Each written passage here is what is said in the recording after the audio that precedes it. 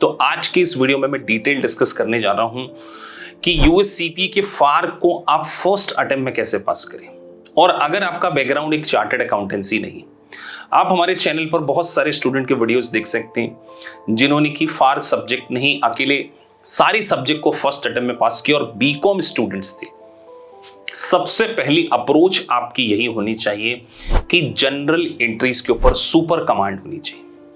अब आपको लगेगा तो सर ये तो multiple choice question based examination है, इसमें जनरल एंट्री स्ट्रॉन्ग क्यों होनी चाहिए? नहीं, सिमुलेशंस 50% पोर्शन है और आप देखिए जिस भी टॉपिक के सिमुलेशंस को आप करने जाएंगे आपकी जनरल एंट्री बहुत ज्यादा स्ट्रॉन्ग होनी चाहिए। और जनरल एंट्री को स्ट्रॉन्ग करने के लिए सबसे इंपॉर्टेंट होता है आपको financial statements, profit and loss account, balance sheet की हर टर्मिनोलॉजी की अंडरस्टैंडिंग बहुत डिटेल हो, क्योंकि यूएससीपीए में कोई बेसिक लेवल का अकाउंट्स नहीं है, एडवांस लेवल का अकाउंट्स जैसे बॉन्ड, लीजेस, कंसोलिडेशन, डेफर्ड टैक्स। तो जब स्टूडेंट इनकी जनरल एंट्री करने जाते हैं तो वो स्ट्रगल करते हैं। तो इस बात को आपको ध्यान में रखना पड़ेगा कि आपको एक साउंड बेस की रिक्वायरमेंट है। इसीलिए AKPS इंस्टीट्यूट एटलीस्ट आपको 30-40 क्लासेस तो हम बेसिक फंडामेंटल की प्रोवाइड करते हैं केवल फार सब्जेक्ट। उसके साथ में फाइनेंस और कॉस्टिंग के भी कॉन्सेप्ट आपके इंप्रूव किए जाते हैं। तो फार में बेसिक फंडामेंटल, जनरल एंट्रीज और बैलेंस शीट डेट के एडजस्टमेंट्स जैसे आउटस्टैंडिंग, प्रीपेड, अक्रूड इंटरेस्ट, हर ईयर का नेक्स्ट ईयर में क्या इफेक्ट पड़ता है, कट ऑफ डेट, ये वर्ड मैं बार बार यूज कर रहा हूं, कट ऑफ। ये शायद आपने एज ए ग्रेजुएशन में कभी नहीं सुनी होगी cut off date. Cut off date का मतलब होता है balance sheet date, let's say 31 December.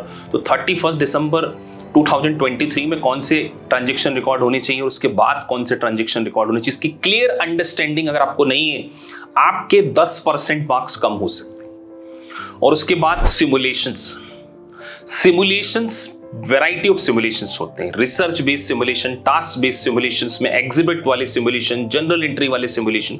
Her simulations की बहुत डिटेल प्रैक्टिस करने के बाद जो गलतियां आपकी होती है उसके लिए आपको एक एरर रिपोर्ट बनाना चाहिए, जिसका नाम हम लोग हमारी क्लास में जनरली देते हैं एरर करेक्शन रिपोर्ट। जहां जहां आप गलतियां कर रहे हैं उन पॉइंट्स को नोट कीजिए।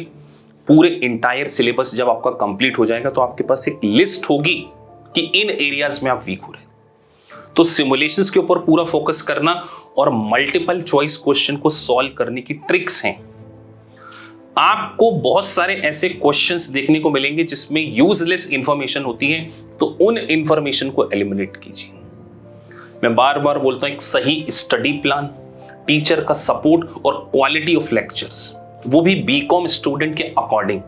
देखिए चार्टर्ड अकाउंटेंसी कोर्स करने वाले स्टूडेंट्स ऑलरेडी सुपर स्ट्रांग होते हैं। वो सीए इंटर में अगर फेल भी हो गए तो भी उन्होंने सीए इंटर का एडवांस अकाउंट पढ़ रखा है, सिंगल एंट्रीज पढ़ रखी है, पूरा सिलेबस वो ऑलरेडी पढ़े हुए होते हैं। तो सीए इंटर को पास करने के बाद सीपीए थोड़ा सा आसान लगता है उन स्टूडेंट को, लेकिन बीकॉम ग्रेजुएट स्टूडेंट का अगर बेसिक स्ट्रांग नहीं किया गया तो आप स्ट्रगल कर सकते हैं। इसीलिए मैं बार बार बोल रहा हूं general entry, balance sheet date adjustment और डिफिकल्ट टॉपिक्स जिसमें consolidation, lease, bond valuation, deferred tax, business combination, ये एरिया के ऊपर बहुत ज्यादा ध्यान देना है। और बिफोर एग्जाम 2 मॉक दीजिए और हर मॉक में आपका स्कोर 90+ होगा तो मैं 100% कह सकता हूं कि आप सीपी के इस एग्जाम को पास कर रहे हैं। इसीलिए इस मेंटोरशिप बैच में हम हर स्टूडेंट से डिस्कस करके ये डिसीजन लेते हैं कि उसे कब एग्जाम देना चाहिए। तो मॉक टेस्ट में अगर आपने पास कर लिया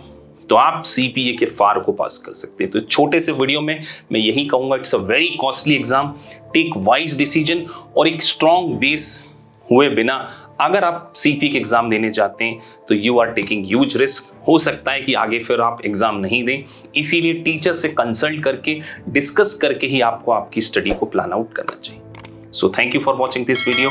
अगर आपको वीडियो अच्छा लगा है please like and subscribe the channel. Thank you for watching this video.